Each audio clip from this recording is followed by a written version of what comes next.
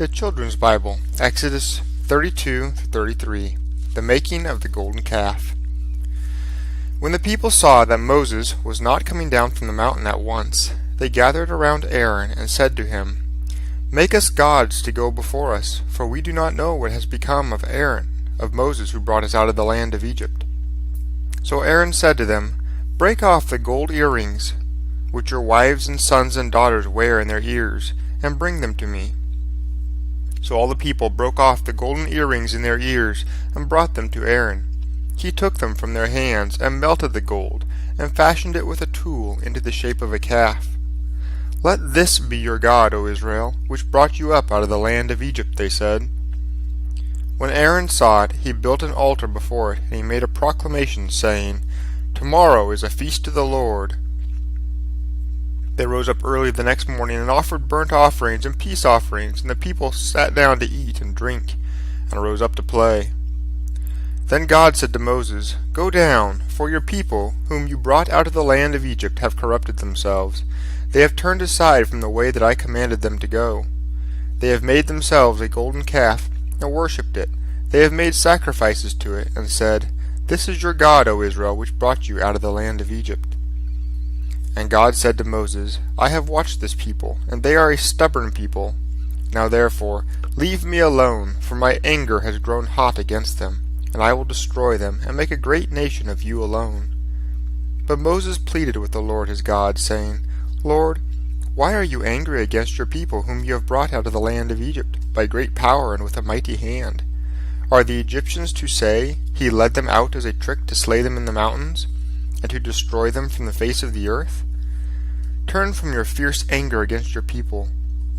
Remember Abraham, Isaac, and Israel your servants, to whom you swore by your name, that you would multiply their offspring like the stars of the heaven, and give all this land you have spoken of to their children, that they would inherit it forever." So the Lord repented of the evil which he planned to do to his people. Then Moses turned and went down from the mountain, with the 2 tablets of the law in his hand. The tablets were covered with writing on both sides, and were the work of God, and the writing was the writing of God, engraved upon the tablets. When Joshua heard the noise of the people as they shouted, he said to Moses, "There is noise of war in the camp."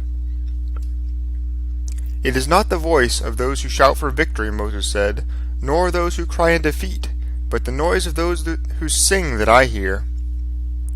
As soon as he came close to the camp, he saw the calf and the dancing, and Moses' anger grew hot, and he hurled down the tablets from his hands, and they broke at the foot of the mountain. He took the calf which they had made, and burned it in the fire, and ground it to powder, and sprinkled it upon the water, and made the people of Israel drink it. And Moses said to Aaron, "What did the people do to you, that you should lead them into such great wrongdoing?" "Do not be angry," Aaron said. "You know the people, and how they are set on mischief. They said to me, 'Make us gods which shall go before us, because we do not know what has become of Moses, who led us out of the land of Egypt.' And I said to them, 'Let those who have gold break it off.' So they gave it to me. Then I cast it into the fire, and there came out this calf." And on the following day Moses said to the people, "You have sinned a great sin, and now I will go up to the Lord. Perhaps I can obtain forgiveness from him for the sin you have committed." And Moses returned to the Lord and said, "Oh, this people have sinned a great sin, and have made gods of gold. Yet will you forgive their sin? If not, I beg you to blot me entirely out of your book." "Whoever has sinned against me, him I will blot out of my book," the Lord answered. "So go now, lead the people to the place I have told you of. My angel shall go before you. The time shall come when I shall punish the people for their sin." And the Lord punished the people with a plague, because they had made the calf with Aaron.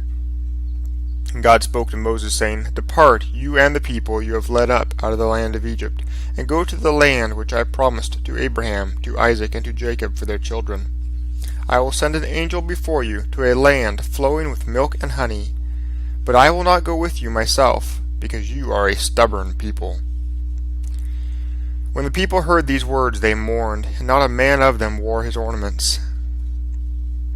And Moses took the holy tent and pitched it outside the camp, some way off, and called it the tabernacle of the congregation. And whenever Moses went out into the tabernacle, all the people rose up, and stood at their tent doors, and followed Moses with their eyes until he was gone inside. Then the cloudy pillar descended, and stood at the tabernacle door. The Lord spoke to Moses face to face, as a man speaks to his friend. And when Moses returned to the camp, his servant Joshua remained each time in the tabernacle.